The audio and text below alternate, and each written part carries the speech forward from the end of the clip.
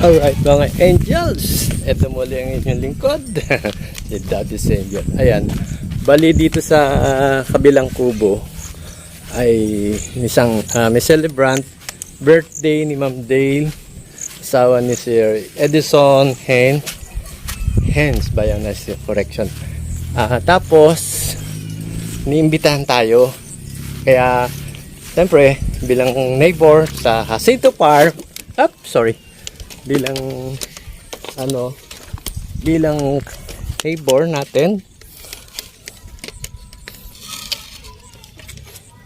neighbor natin, sa Jacinto Farm, ayan, siyempre kailangan din natin ibig sabihin pagganuhan tayo dahil kapitbahay natin yan, diba? So yan, so ngayon papakita natin, i-review ko sa inyo yung kanilang kubo farm dito sa Jacinto Farm. Yes, ayan, welcome natin sila sa channel natin, sa Daddy. Sa ngayon nagpasensya muna at siyempre ginagawa pa itong ating kalsada. Ayan, andito sila bali, ito yung kubo ko at ito yung kubo nila. Alright, so yan, ating neighbor dito sa farm. O diba, nakikita nyo magkakatabi na rin kubo. Saan? So let's go. Tayo gagawa tayo ng natin.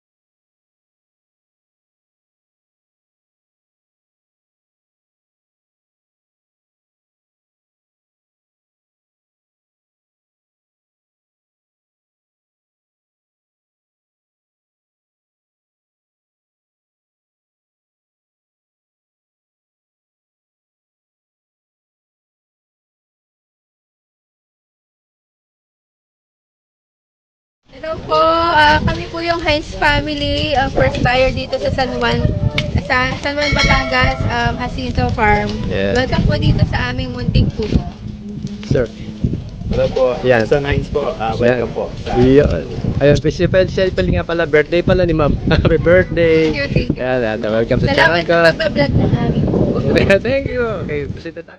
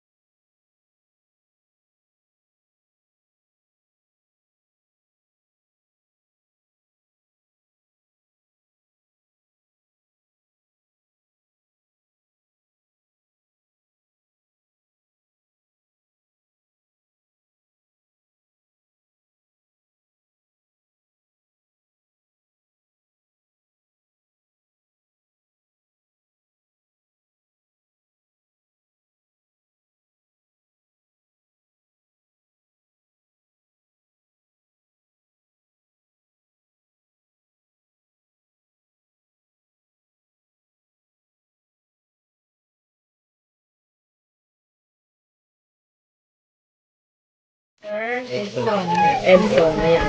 Magandang hapon po sa inyo at sa inyong dalawang nagagandahan. Isang maganda, ito na anak. So napakamabiyaya po ng Panginoon. So itutuot ko lang po yung verse sa Jeremiah chapter 29, verse 11. Sabi po doon is, for I know the plans I have for you, declares the Lord. Plans to prosper you and not to harm you. Plans to give you a hope in the future. So, napakabuti ng Panginoon. Ano po? Ito po bang lugar na ito ay sumagi sa inyo, Lord? Para mo kung isipin mo, ni sa yung akalain na kayo ay mapupunta sa lugar na to. Pero, alam niyo po yung biyaya ng Lord. Ano po, hindi natin alam yung mga plano ng Lord sa buhay ng bawat isa sa atin. Pero, ang lahat po ng iyon pala ay para sa ikabubuti ng bawat isa sa atin. At napakabiyaya po ng Lord dahil dito sa property na ito na ito ay regalo ng Panginoon. Hindi nyo din po siguro akalain na ito ay magkakaroon kayo ng ganitong property. Kasi ang layo namin from Las Piñas and then all of a sudden nandito na kami. Tsaka hindi namin expected na ganitong kalaki yung magiging namin bahay. Kasi lang maliit lang talaga hanggang lumaki na lumaki dito kay Kuya. Ayun. Kaya ayun po, sobrang blessing sa amin. And also to sa Rezo family kasi talagang tinutulungan nila kami. Nagkakatulungan kami. Kaya yun ang maganda. Nagkakaroon ng blessings sa isa't isa. Saka yun po, patuloy rin kami tumutulong din sa ibang tao na nangangailangan. Pag meron po kaming nakukuha biyaya mula dito sa Sito Farm. Yun po. Yun po yung blessing ng Lord. Kasi yun po yung plan ng Lord talaga. Yung mga blessing na tinatanggap natin hindi lang para sa atin. Kundi ito po ay para maitahagi. Nilabas na pera dito. Talagang bigay ni Lord. Pagtapa ko pa lang dito sa lupa na to sabi ko ito na yun. Napakagandang tahanan. Ito po ay regalo ng Panginoon. Sige po tayong lahat ay manalangin. Hallelujah! Thank you so much, Lord God. Lord, napakalaking favor nito, Panginoon, para sa mag-asawa ni Panginoon. Lord, napakabuti mo, Panginoon. Minsan pa ako pinatunayan mo, Panginoon, ang iyong kamang-kamang kapangyarihan sa kabuuan ng mga kanilang pamilya, Lord God. Lord, sa lugar nila, Lord, from Malabon, Panginoon, Lord God.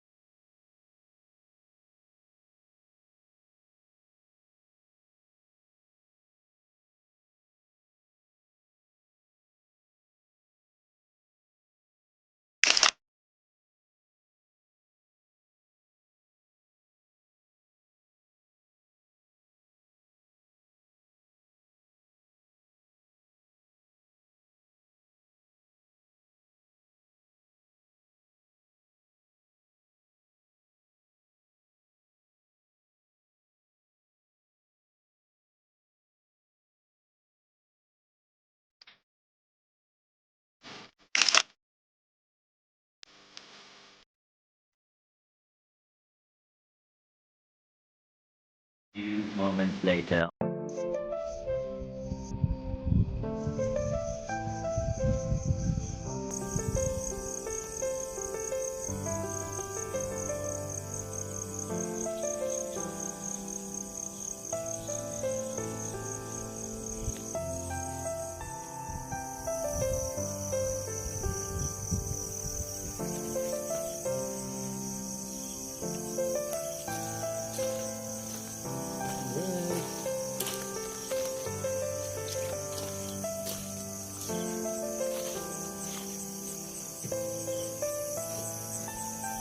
Alright mga angels, gabi no.